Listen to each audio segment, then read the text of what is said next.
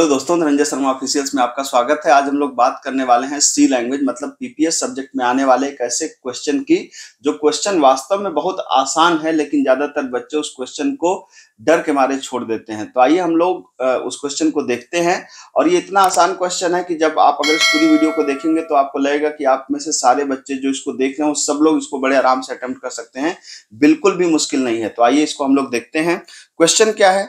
Question है कि link list क्या है। पहली बात तो पूछता है कि भाई लिंक लिस्ट क्या है, और फिर कहता है कि right the self referential structure of a node. एक नोड का सेल्फ रेफरेंशियल स्ट्रक्चर लिखिए इन लिंक लिस्ट। ठीक है। और ये क्वेश्चन कितना इंपॉर्टेंट है ये सिर्फ मेरे कहने से आप मत मानिए, बल्कि आप देख सकते हैं क्वेश्चन 2016-17 में एग्जाम में आया है, 2017-18 में आया है, 18-19 में आया है और 21-22 में आया है। मतलब लगभग हर साल ही ये क्वेश्चन रिपीटेटिव मैनर में क्या होता है, रिपीट होता है। तो ये बहुत ही इंपॉर्टेंट क्वेश्चन है। बड़े आराम से इस क्वेश्चन को आप देख सकते हैं। तो आइए स्टार्ट करते हैं। और हाँ, कंटेंट पसंद आए तो चैनल को सब्सक्राइब जरूर करिए। मैं इस तरह के शानदार कंटेंट आपके लिए लाता रहता हूं। ठीक है। तो सबसे पहले समझा जाए कि लिंक लिस्ट है क्या। देखिए दो तीन बातों को समझिए। पहली बात है लिस्ट।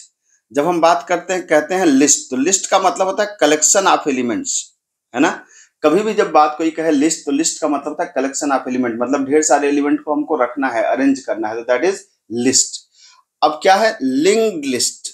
तो नाम से ही पता चल रहा है कि ऐसी लिस्ट जिस जो लिंक्ड हो, है ना। अभी क्या है मैं समझाता हूं आपको। तो इसने कहा link list is a linear data structure.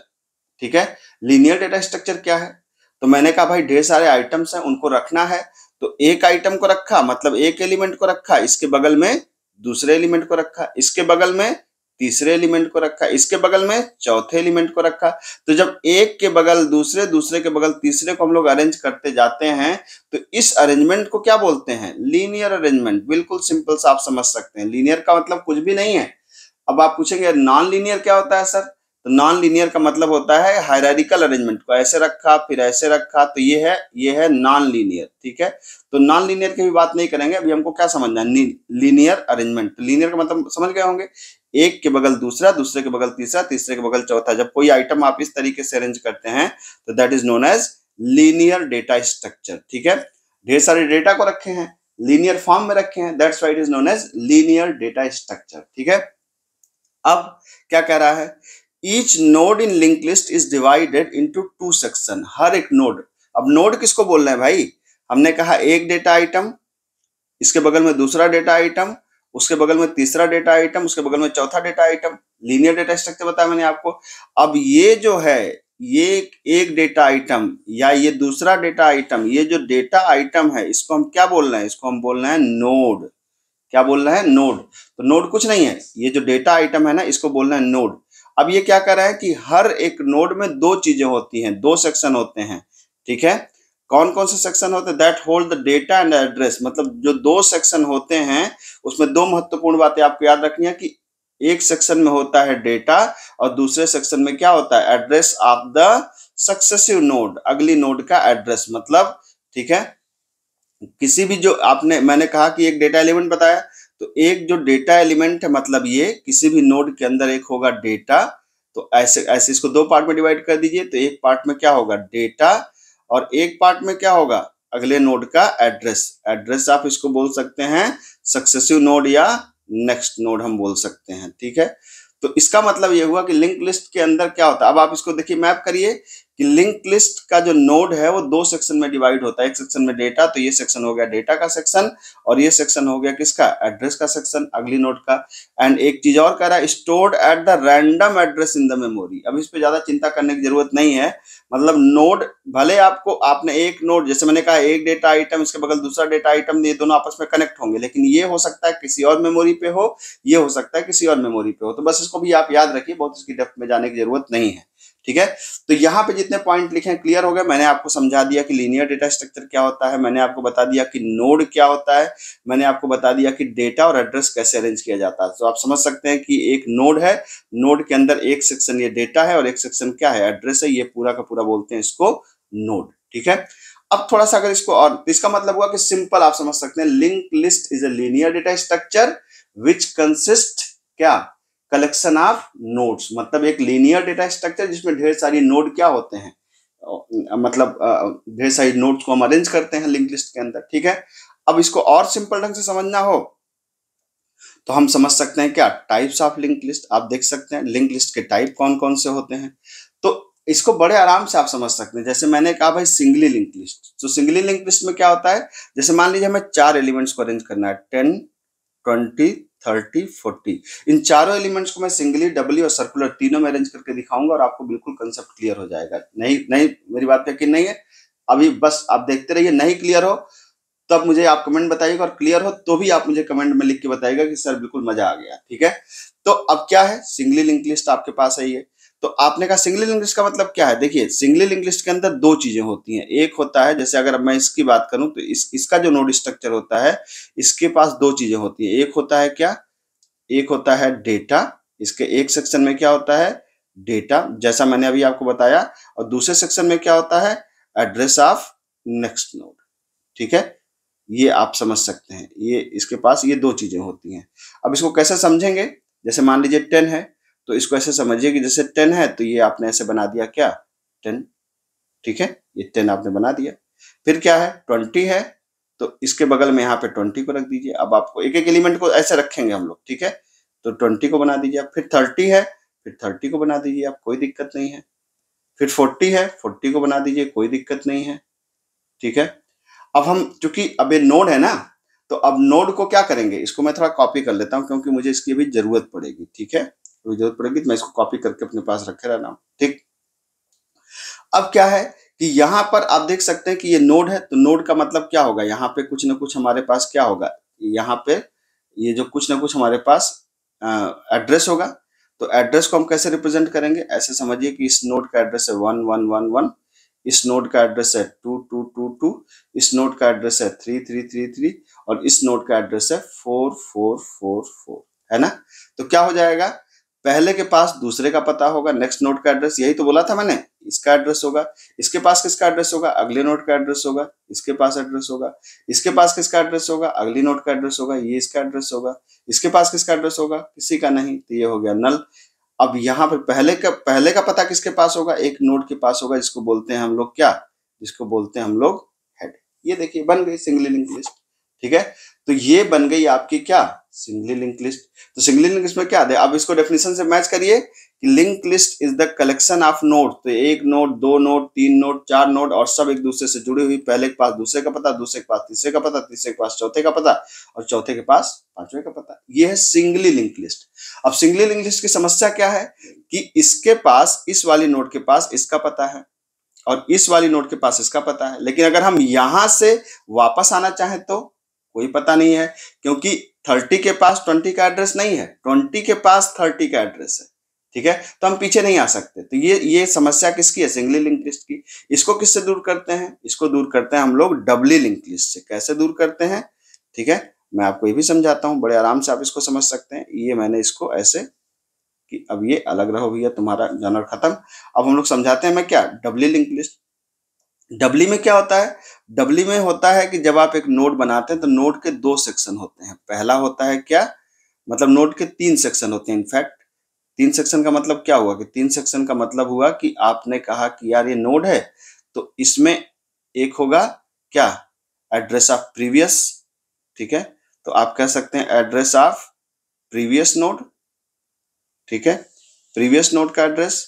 और यहां पे क्या होगा, एड्रेस ऑफ नेक्स्ट नोड, ठीक है, अगले नोड का एड्रेस, नेक्स्ट नोड, ठीक है। तो ये हो गया किसका पता, ये हो गया डबली लिंक लिस्ट का, डबली लिंक नोड स्ट्रक्चर। तो जब नोड स्ट्रक्चर को आप एक बार ढंग से समझ गए, ठीक है, तब इसको बना पाना बहुत आसान है। कैसे आसान है, इसको आइए हम लोग देख लेते हैं, ठीक। एक मिनट, इसको मैं जरा, क्योंकि मुझे इसको इतनी जगह ले लिया कि मुझे यहाँ से इसको हटाना पड़ेगा, तो थोड़ा सा पेशेंस के साथ हम लोग इसको हटा देते हैं। इसको मैं इधर कहीं रख दे रहा हूं, तो आपको इससे दिख रहा ही है, ठीक है।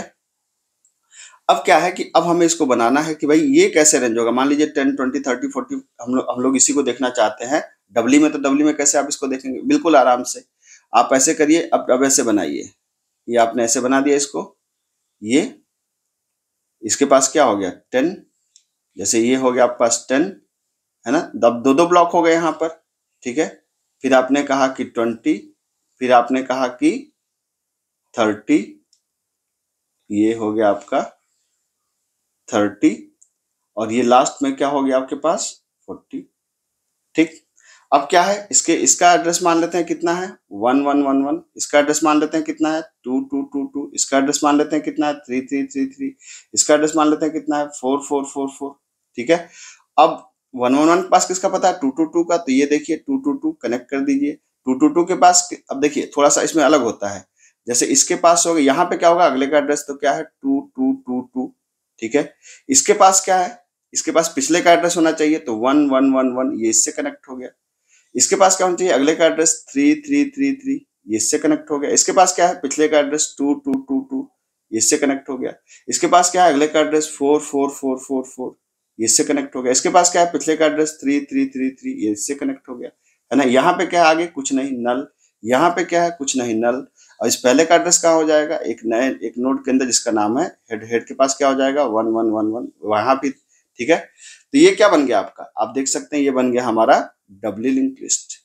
ठीक है, अब सर्कुलर क्या है भाई, सर्कुलर सिंगली भी हो सकता है, सर्कुलर डबली भी हो सकता है। तो सिंगली लिंक लिस्ट की समस्या क्या थी, सिंगली लिंक लिस्ट की समस्या थी कि आप जो है आगे जाके पीछे नहीं आ सकते, जैसे आप यहाँ आगे पहुंच गए तो पीछे आने का कोई रास्ता नहीं था। तो अब सर्कुलर क्या होती है, सर्कुलर सिंगली लिंक लिस्ट में ही थोड़ा सा अपडेट किया जाता है। जैसे आपने कहा कि सर्कुलर सिंगली या डबली दोनों को सर्कुलर आप बना सकते हैं। इसमें क्या हो सकता है, जैसे मान लीजिए कि हमारे पास एक नोड है, अभी आपने बनाया था क्या 10, सिंगली लिंक लिस्ट बना रहा हूं मैं, तो आपने कहा था क्या 10 के पास किसका 10, फिर 20, और फिर क्या हो गया हमारे पास 30।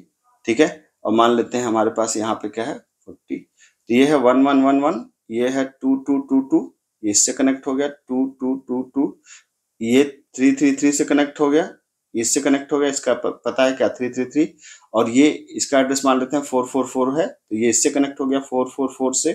ठीक है, यहाँ पे क्या हो जाएगा नल। अब सॉरी यहाँ पे नल नहीं होगा, अब सर्कुलर में क्या हो जाता है 1111, अब ये इससे कनेक्ट हो जाता है, मतलब लास्ट के पास पहले का पता हो जाता है। तो इससे फायदा क्या होता है कि हम पहले से दूसरे पे जा सकते हैं, दूसरे से तीसरे पे जा सकते हैं, तीसरे से चौथे पे जा सकते हैं, चौथे से फिर वापस पहले पे आ सकते हैं। तो चूंकि ये सर्कुलर घूम सकता है इसीलिए इसको बोलते हैं सर्कुलर लिंक लिस्ट। तो मेरे ख्याल से आपको इतनी बात समझ में आ गई होगी, इसमें तो कोई दिक्कत है नहीं। एक एक चीज मैंने आपको अच्छे से समझा दिया कि सिंगली क्या होती है, डबली क्या होती है, सर्कुलर क्या होती है, बिल्कुल आराम से आप इसको देख सकते हैं।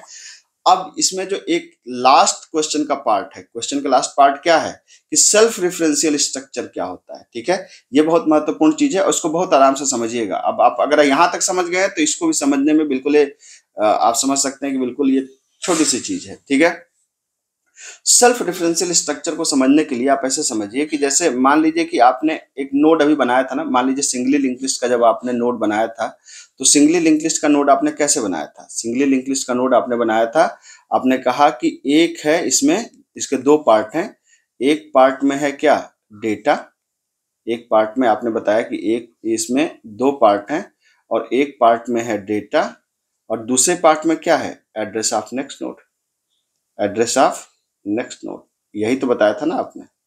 ठीक है, तो अब क्या है कि डेटा या एड्रेस ऑफ नेक्स्ट नोड में, अब देखिए ध्यान से, जैसे अगर हमने कहा यार जो अगली नोड का एड्रेस से होल्ड करेगा, तो ये भी तो बिल्कुल मतलब जैसे ये है वैसे ये है। ठीक है, जैसे फिर ये जिसको होल्ड करेगा, ये जो एड्रेस होल्ड होगा, तो जैसी ये नोड है वैसी ये नोड है। तो इसका मतलब कि एक नोड के अंदर आप देख सकते हैं ध्यान से, इसको बहुत खास तौर से समझिएगा, एक नोड के अंदर, जैसे इस नोड के अंदर इसी तरीके के दूसरे नोड का एड्रेस है, मतलब इसके पास जैसी नोड ये है वैसी नोड ये है, इसी तरीके के दूसरे नोड का एड्रेस है।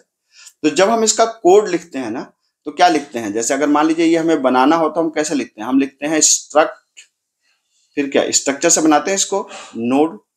ठीक है, और नोड के अंदर क्या होता है, एक तो यहाँ पे जो डेटा होगा, तो यहाँ जो डेटा रखते हैं आप, ये डेटा होगा। तो डेटा कुछ भी हो सकता है, इंटीजर, फ्लोट, कैरेक्टर या कुछ भी हो सकता है। तो आपने कहा मान लीजिए INT डेटा, जिस डेटा को आप यहाँ मैनेज करना चाहते हो। डेटा क्या है, डेटा ये है जो आपने यहाँ पे रखा था 10, 20, 30। ठीक है, दैट इज बेसिकली डेटा। ठीक है, अब डेटा के साथ साथ क्या रखना है आपको, अगली नोड का एड्रेस। तो आपको याद है ना कि जब भी एड्रेस रखने की बात होती थी वहां पे हम यूज करते हैं पॉइंटर्स का। जब भी एड्रेस रखने की बात होती है क्या यूज करते हैं, पॉइंटर का। तो इसका मतलब ये हुआ कि हमने कहा स्ट्रक्ट, ठीक है, फिर कहा नोड, नोड कर दिया। अब पॉइंटर का मतलब क्या है कि अगले नोड का मतलब किसी नोड का एड्रेस रखना है। नोड का मतलब कि जिस तरीके का ये है इसी तरीके की दूसरे नोड का एड्रेस। तो आपको यहाँ पे ये होता है कि जैसा एड्रेस रखना होता है उसी तरीके का पॉइंटर बनाना होता है। मतलब इंटीजर एड्रेस रखना होगा तो इंटीजर पॉइंटर बनेगा, फ्लोट एड्रेस रखना होगा तो फ्लोट पॉइंटर बनेगा। तो चूंकि यहाँ पे कैसा एड्रेस रखना है, नोड टाइप का एड्रेस रखना है, तो आपने कहा स्ट्रक्ट नोड स्टार क्या लिंक या नेक्स्ट जो मन करे आपने रख दिया। तो ये क्या हो गया, एक नोड के अंदर, अब आप यहाँ पे बहुत ध्यान से समझिएगा, एक नोड के अंदर मतलब एक नोड के अंदर उसी नोड का क्या बना हुआ है, पॉइंटर वेरिएबल बना हुआ है। मतलब सेम स्ट्रक्चर के अंदर, जैसे स्ट्रक्चर नोड है और इसी स्ट्रक्चर के अंदर इसी स्ट्रक्चर का क्या बना हुआ है, एक पॉइंटर बना हुआ है। तो सेल्फ रेफरेंशियल एक ऐसा स्ट्रक्चर जो अपने ही तरह के दूसरी नोड का क्या रखे, एड्रेस रखे। क्योंकि नोड आपने यहाँ पे स्ट्रक्चर को डिफाइन किया है और खुद ही यहाँ पर आप नोड टाइप के स्ट्रक्चर का यहाँ पे एड्रेस को रख रहे हैं। तो जब सेम स्ट्रक्चर अपने ही तरह के दूसरे स्ट्रक्चर के एड्रेस को होल्ड करता है तो उसको बोलते हैं सेल्फ रेफरेंशियल स्ट्रक्चर। मेरे ख्याल से बात आपको समझ में आई होगी। अगर कंटेंट पसंद आए तो चैनल को सब्सक्राइब जरूर करिए। इस तरह के शानदार कंटेंट मैं आपके लिए लाता रहता हूं। मिलते हैं। Thank you so much.